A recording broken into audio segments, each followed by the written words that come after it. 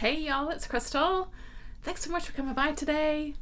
It's that time of the week, so we're just gonna do a little weekly update. Yeah, weekly little wrap up of what I've been reading this past week. Yeah, let's do it. I hope that you've had a good week this past week. And yeah, all the good things. So let's hop into what I finished for the week, because I actually finished quite a few things. I listened to a lot of audio this past week, so I got a lot to talk about as far as books that I have finished.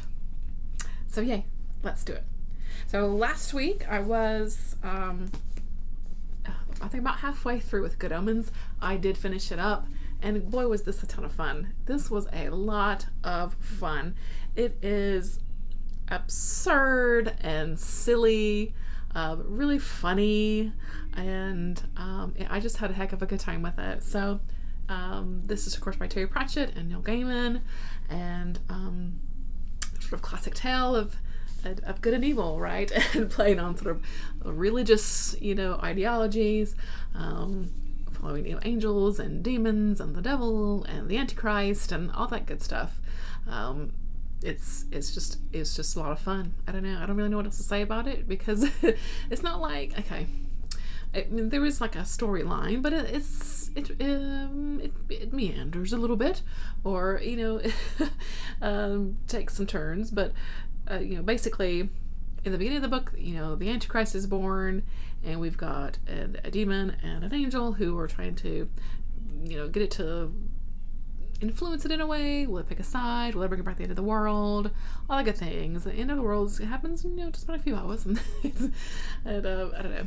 I don't really know what else to say about it, because I feel like most people either know this book, either you're interested in reading it or you're not. But if you like, really kind of silliness, nothing extremely serious here, just a lot of fun with some really good banter and dialogue and good old British humor, I would say. I just had a good time with it. I really did. And yeah, glad to have finally read this one to knock it off my list, because I just had a great time with it. So I think it's the perfect book for, I think, possibly a reading slump.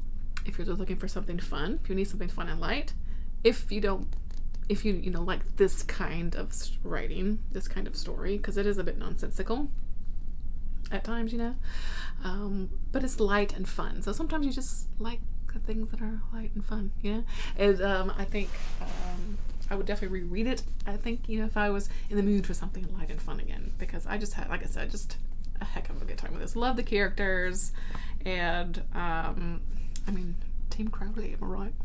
Yeah, loved it. Okay, and then I listened to an audiobook again, also for a Rovers Story by Jasmine Warga. This is the group pick for Middle Grade March, and you guys, I loved this book. It is so good. It is so good, and everyone should read it. So get it. It is a middle grade story, and it is about a little Mars rover, okay, who's named Resilience. And we follow Resilience as he is getting prepped to go to Mars, and then as he spends time on Mars, and then when he comes home from Mars. And it's a span of 20-30 years or so of his experience. And there's another perspective from, at the beginning of the story, she's a young girl, probably middle grade type age girl, and she's actually the daughter of one of the people that's working in building and creating Resilience.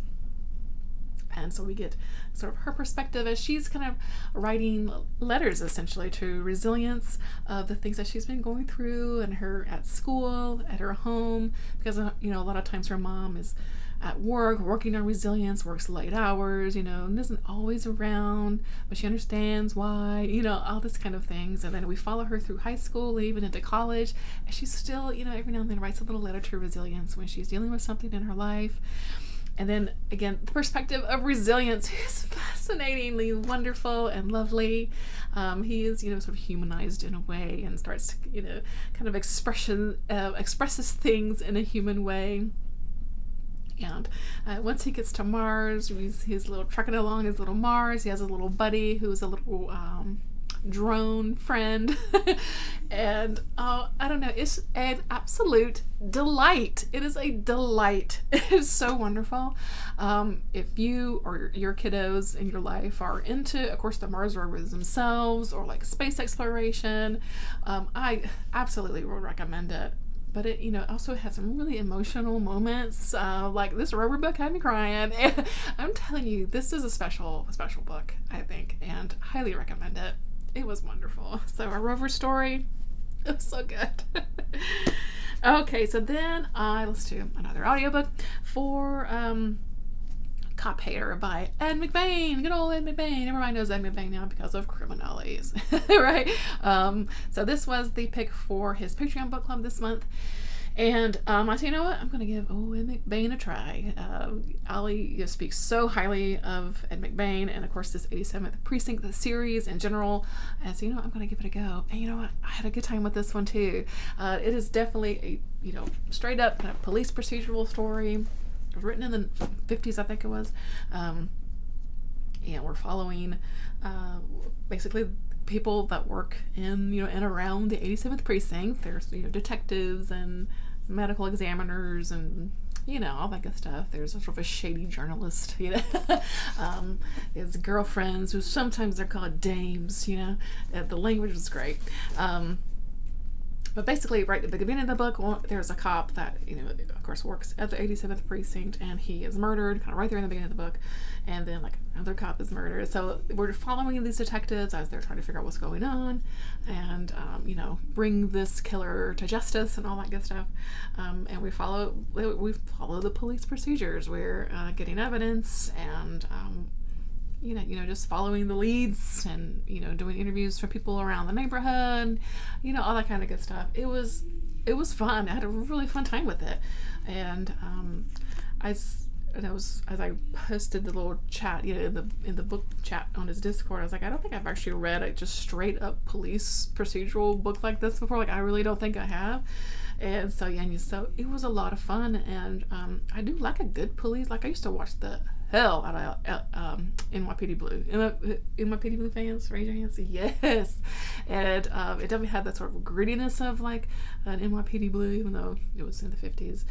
The writing was great, very descriptive. You could definitely feel, it takes place in the summertime, and it's hot, very hot. You can feel this sort of oppression of the heat, and people are just sweating and they're just miserable in this heat. And you can feel that from the descriptions and the street scenes and the grittiness of being in a city. It was excellent. So I would definitely continue on with the series for sure to see what else happens at the 87th precinct. So that was a hit. I really had a good time with that one.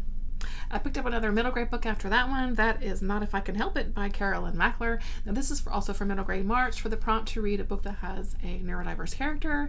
And our main character in here has sensory processing disorder. I was very interested to read about sensory processing disorder. It's not something I think super common that you find it in kids' books. And this was really sweet too. So our main character is a middle grade girl, and she lives with her younger brother and her dad. They live in Manhattan in New York City, and her parents are divorced, and her mom lives kind of out of the city, maybe kind of upstate or something, or out on Long Island or something. I don't know. She was not in the city, but she visits her mom and her stepdad now, pretty regularly, all that good stuff. So she is, I guess she's a fifth grader because throughout the story she's trying to get to see what middle school she'll be going to next year. She also has a best friend and a best friend named Ruby. And they just, BFFs forever and all that good stuff. And lo and behold, her dad and Ruby's mom are now, you guessed it, dating. Oh my. And this really turns our main girl, which for some reason her name has escaped me, has turned her world upside down because there's a lot of changes happening in her life. And she is, she talks about going to occupational therapy. She talks about things that she does to help with her sensory needs, getting pressure input, things that bother her like socks and things like that. And And then, but, sensory isn't just about, the physical touch. It is also regulating, sort of your emotions with, as these kinds of non-expected things come along, like changing to a new school, having someone now, new in your life. Your dad's dating this woman who's your best friend. That seems crazy. All this kind of things are happening. And it's just her kind of dealing with it, and I thought it was really well done. I from what I know, sensory issues, it seemed very very accurate and on the point, and on the nose rather, and yeah, it was really good. I think if you have maybe someone with who is probably trying to understand what sensory issues are. Maybe you have a kid that has a friend with sensory issues or something. They could read this book and I think really get a feel for kind of what their day-to-day is for someone with a sensory processing disorder, and things that they could do to help. It was really good. It was really good. I liked it a lot. And I finally finished, not finally really, wasn't in a rush, but I finally finished Blindsight by Peter Watts, and that I definitely kind of took me a little while to get through this one, and but I really liked this. I like this a lot. I like this a heck of a lot, and it's hard to talk about. Like thoughts. What are my thoughts about this book? So this, of course, is a sci-fi book, and it's a it starts off really as a classic kind of, tale of a first contact with aliens, something is trying to, reach Earth. One day these sort of things fall to Earth, and everyone's like, what's going on? There's a signal. We send a little crew out to go investigate. I mean, that's very typical of sort of a first contact with aliens book. But things start happening here that are kind of not typical, and I think mostly because of the characters that we have on this small vessel that are called the Theseus, that have gone out there to explore this signal, and then what they actually find when they get out there, and what happens after that. It was very unexpected for me. Went to some pretty dark places. I say this definitely has some horror elements. The language in here, it sometimes can be really dense with the sort of science bits, and kind of some philosophical things explored in here, again through these characters, because there's a vampire who has been, vampires were eradicated, but then they've been brought back to life through, what do they call it? The paleogenetics, right? There's a guy who's really our main character, our sort of main point of view in here, who when he was a child, he had half of his brain removed, and he is someone called a synthesist who is really sent to observe and kind of report back to Earth. People feel weird, kind of feel weird around him. There is someone with multiple personalities. There's a she's like the language person, so she's sent to like actually sort of start the communication with whatever is out there. And then there's a biologist guy who's like part cyborg, and I mean, it's kind of crazy. So there's this like what is different ways of sort of existing, different ways of being human, even though vampires are not human, but you know what I mean, different ways of existing and sort of processing things around you. And then when they do see aliens, right? So spoiler, but what are these beings, and then how does that sort of coincide with the humanity, and even though these people are existing in a different way, what does that there's a lot going on in here. I think there's a lot that you can really kind of read into and explore these greater themes in here, for sure. And I think a reread would actually be very beneficial for this. And I think I maybe not anytime soon, but the next couple of years or so, maybe I could see a different rereading this one, and just kind of knowing what happens, and then rereading it to explore more of the sort of more themes that are in the book, and not so much concentrated on what is happening. Does that make sense? I would definitely recommend, if you're in for something that's maybe a little bit challenging, but super interesting. I think it's worth your time. But yeah, not super easy in just the kind of the way things are written, and yeah, does that make sense? I don't know what else to say. It was good. I'm not quite sure I understand everything, but that's okay too. I don't feel like I have to all the time. But yeah, I would recommend it. I think if you're looking for something that's set in space, that possibly has a little dark side, I recommend it. I recommend it for sure. I had a good time with it. Okay. And then I was looking for kind of short things for audiobooks just to fill up a little bit of time at work. So I finally too, listened to the audiobook for Comfort Me with Apples by Catherine M. Valente. Boy, did I love this one. Whoa, I loved this book. And I think most people that I had seen had read this, did really like it. So I kind of knew that I would like it. But I think I kind of forgotten what it was about. When something somebody talks about a book and you add it to your list, and then it kind of just sometimes it just goes right out of your brain. Yeah, I think I didn't remember what this book was about, because when I started reading, listening to it, I was like, wait, what is this? Why did I want to read this? And then it's just going. I was like, okay, this is really good. You passed Crystal. You made a good choice in putting this on your list. Anyway, we're following this woman named Sophie. Is it Sophie or Sophia? Sophia, we'll call it. I can't remember now. Anyway, I just listened to this.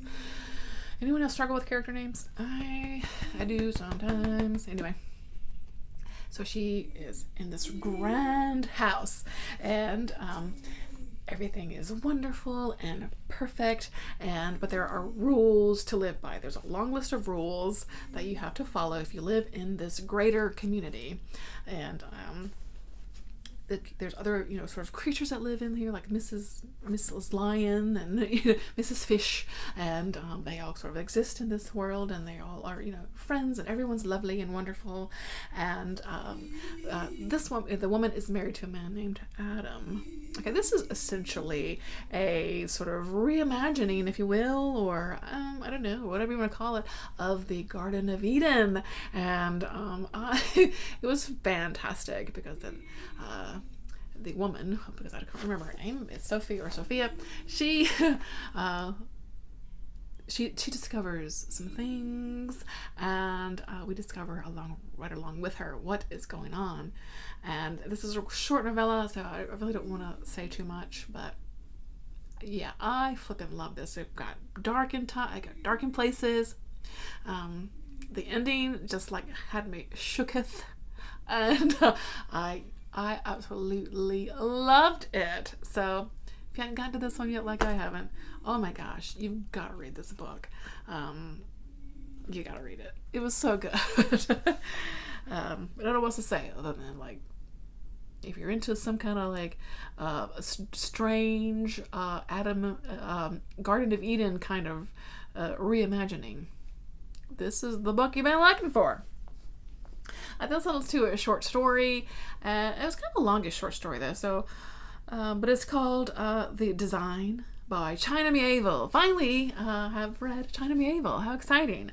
So a couple of these, I'm starting the week a little early, basically, for reading some of these, which is fine.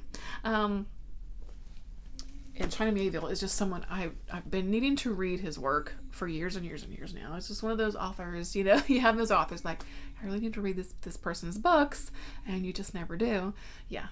And so I started with something short, and this was super interesting.